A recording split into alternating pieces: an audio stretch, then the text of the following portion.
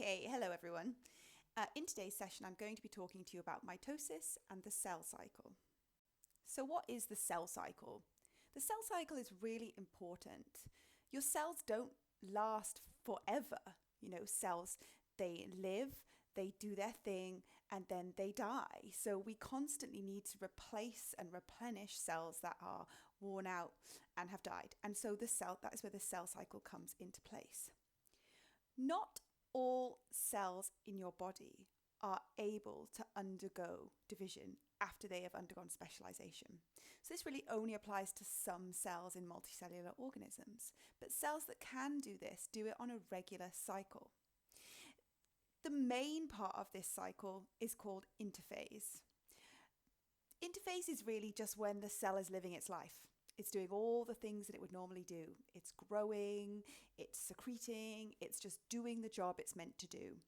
Within interphase, it also undergoes DNA replication. So we replicate our DNA in interphase. And you'll have learned about DNA replication separately. Then the second part of the cell cycle is known as nuclear division. This is where the nucleus divides.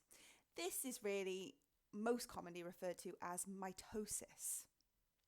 So in mitosis, the nucleus divides and splits into two identical sets of genetic information that can then be split into two genetically identical daughter cells in a process known as cytokinesis.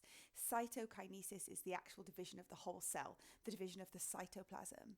So it's split into three stages: interphase, nuclear division or mitosis, and then division of the cytoplasm or cytokinesis. We also know that some cells undergo a cell cycle where instead of doing mitosis, they will do meiosis. And we know in meiosis, they don't produce two genetically identical daughter cells, they produce four non-identical daughter cells, and we'll talk about that at a later date. So interphase generally takes up about 90% of the cell cycle, most of the life of the cell. And within interphase, it's often split into three stages. Gap 1 or G1, this is essentially when the cell's undergoing its normal life processes and the cell is starting to prepare for DNA replication. Then synthesis, or the S phase, where DNA replication takes place. And then G2, or gap 2. So this is a short gap between DNA synthesis and before mitosis begins, where the cell just continues to grow. And then we enter into mitosis. Mitosis is split into four stages: Prophase, Metaphase, Anaphase, and Telophase. And we will talk about each of these phases in turn and the key things that happen in each one. However, really it's important that you understand that this is a continuous process, and we as scientists have just put these arbitrary points. We've just said, okay, now we've stopped being prophase and we've started being metaphase, but in actual fact this is just one continuous process. It's not like all these different, this happens and then everything stops and then this happens. It's just carrying on, and we're just putting these checkpoints in for our own understanding. So prophase. Prophase, the centrioles have replicated. They've started to move to opposite poles. The nuclear envelope disintegrates and disappears. The nucleolus disintegrates and disappears. The DNA is now free-floating in the cytoplasm.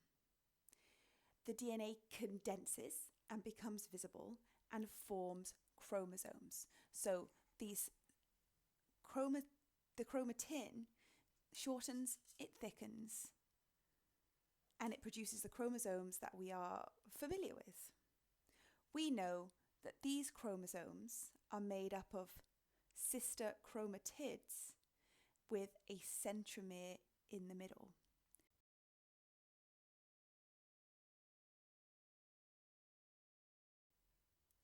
As part of the centromere, there's a protein complex called a kinetochore, and it's here that the spindle fibers will attach. So the centrioles have replicated and moved to opposite poles. They've started to grow out their spindle fibres. The spindle fibres are moving inwards, so they're growing inwards towards the centre of the cell. Just a couple of key terms here. So we know we've got centrioles. We know that centrioles are only found in animal cells, not plant cells.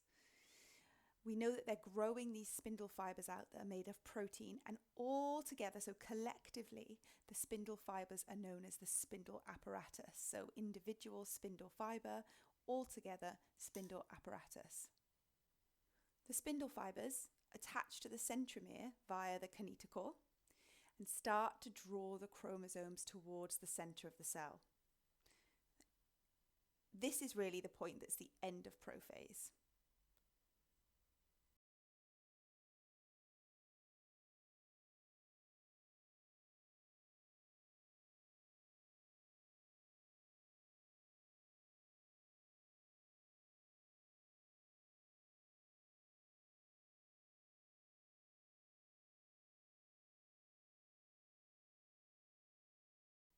Then we have metaphase.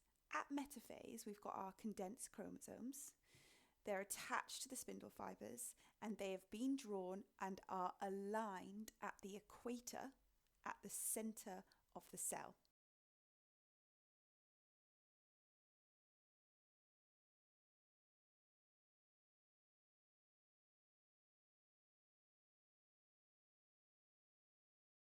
So we can see them all lined up like this at the centre of the cell.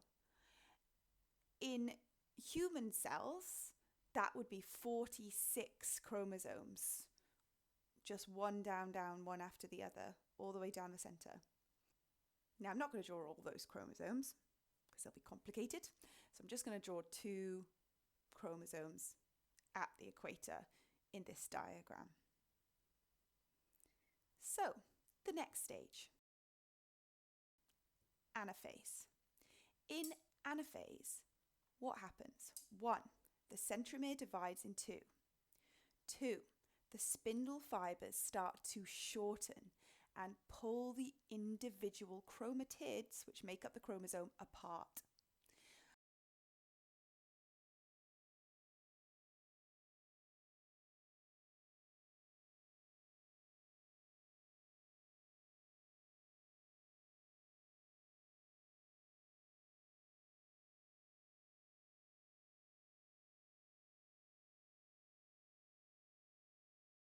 Very clear V-shaped structure as they're being pulled by the centromere towards the opposite poles.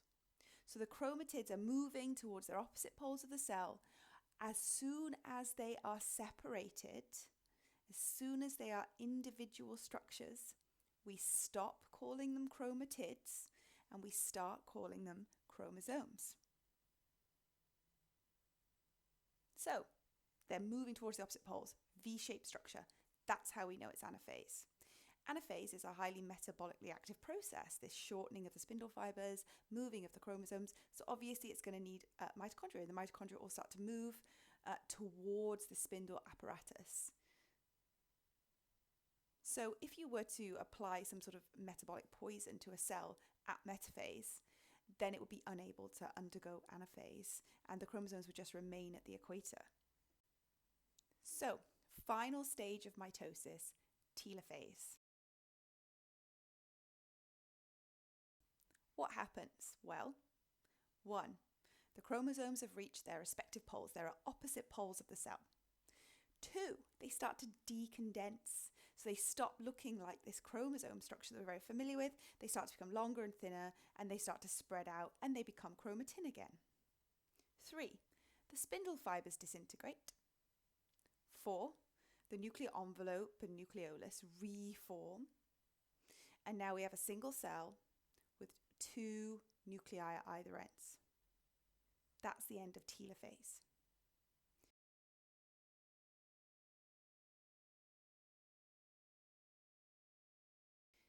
And then we move into cytokinesis, or the splitting of the cytoplasm. So during cytokinesis, the cytoplasm splits and they become two totally separate cells.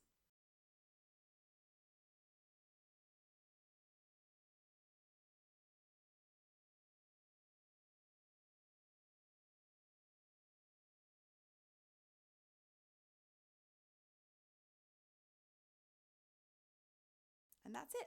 That's the end. So what do you need to be able to do?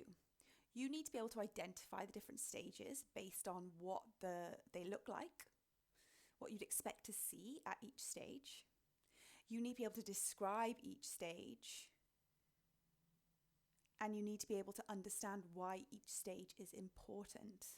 There's also a few new key terms it's really important you understand, and the one I think students find most difficult here is when you call it a chromatid and when you call it a chromosome, so make sure that you're comfortable with that. So just going to take a couple of minutes to talk about how this eukaryotic cell division is different to, for instance, prokaryotic cell division or viral cell division. So we know that in prokaryotic cells, they don't undergo mitosis. They undergo a much simpler form of cell division known as binary fission. So in this process, the circular DNA replicates, the copies attach to the cell membrane, any plasmids in the cell, they also replicate, and then the cell membrane starts to grow down the middle and pinch inwards, dividing the cytoplasm in two. So they eventually are getting separated into two individual cells, but within the same cell wall at this point.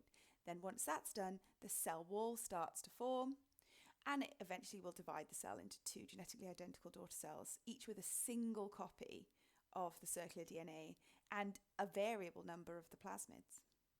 So we can see how that's much simpler. You might be asked to consider how to compare and contrast these two processes in eukaryotics and prokaryotics. So think about how you could do that. And finally, we know that viral replication, they can't replicate independently. They're obligate parasites. They have to be inside a host cell in order to replicate.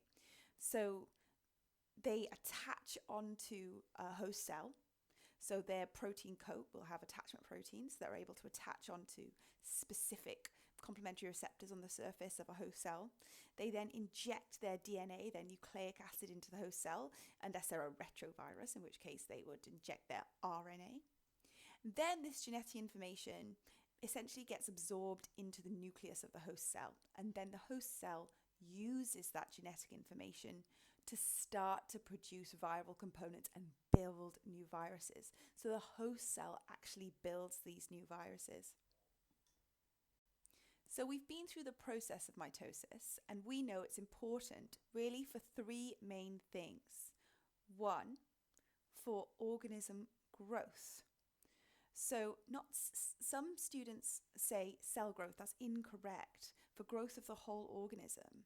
So it allows you to build new tissues, get bigger. For repair, so repair of tissue. So if tissue gets damaged or a cell dies or a cell gets damaged, that cell is just going to get broken down. And so we need to replace that cell with an identical cell. Thirdly, reproduction.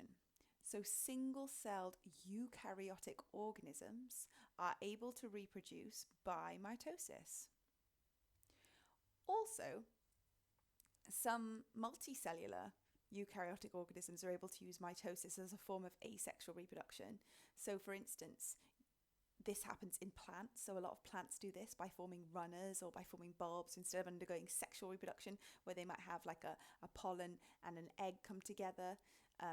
They can just reproduce new plants by forming runners.